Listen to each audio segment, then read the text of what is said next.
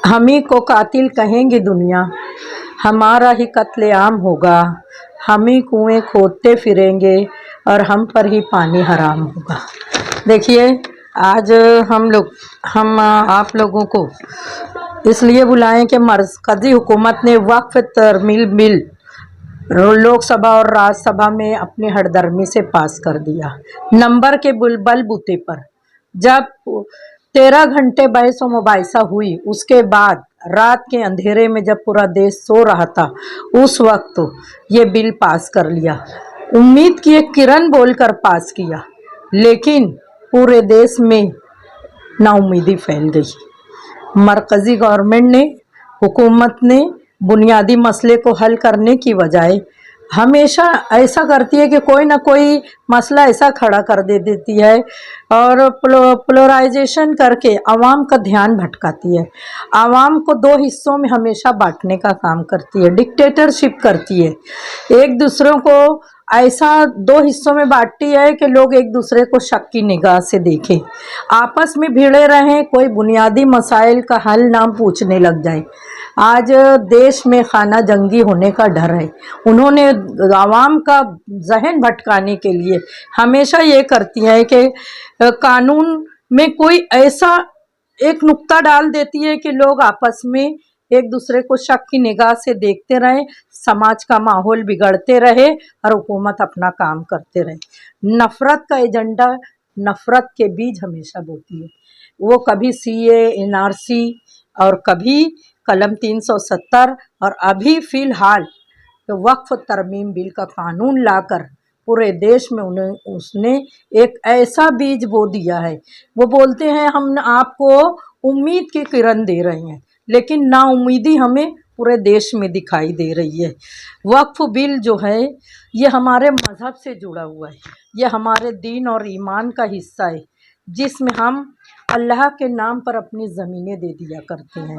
मस्जिदों और खानकाहों, इबादत गाहों की बिल, इसमें धन्ना सेठों को अपना फ़ायदा पहुंचाने की कोशिश कर रही है। जिस तरह पूरे देश में बच्चे, जवान, बूढ़े, बुज़ुर्ग इस संगीन मसले में दामे दरमे सुखने अपना तहरीकी एहतजाज कभी मोर्चे की शक्लों में दर्ज करा रही हैं, तो मैं चाहती हूँ कि ख़वातीन भी इस तहरीक में शाना बशाना मर्दों के, बच्चों के, जवानों के साथ शामिल रहें।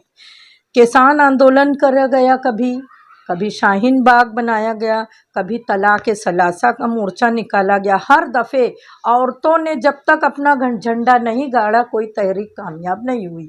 तो मैं चाहती हूँ कि इस दफ़ा भी जो वक्फ कानून तरमीम बिल जो पास हुआ है, औरतें बढ़ चढ़कर इसमें हिस्सा लें, पूरे देश की ख़वातीन इसमें शामिल रहें, ख़ासकर मालेगांव की ख़वातीन, क्योंकि मालेगांव जो है एक तहरीकी शहर है।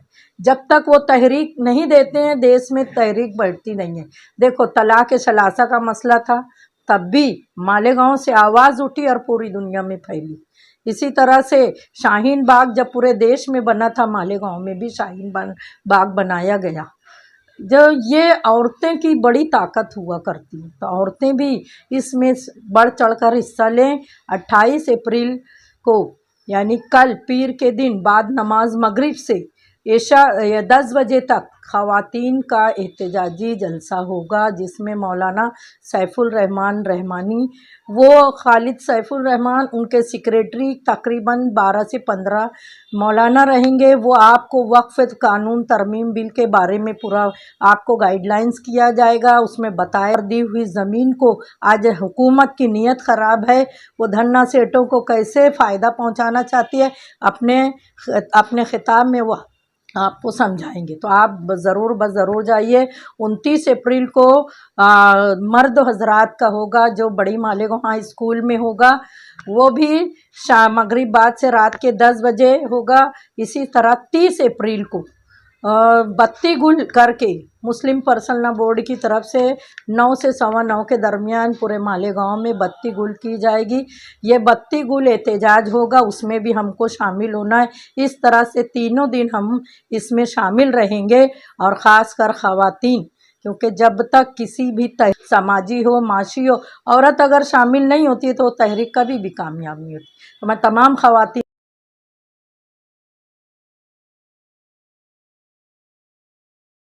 आपके चैनल के माध्यम से मौलाना इदरीस मिल्ली का, तमाम मेरे मुस्लिम महिला शैक्षणिक सामाजिक संस्था, मौलाना और आज़ाद अगवा ग्रुप और एकता सेवाभावी संस्था, इनकी तरफ से तमाम ख़वातीन की तरफ से मौलाना इदरीस मिल्ली को मैं हिमायत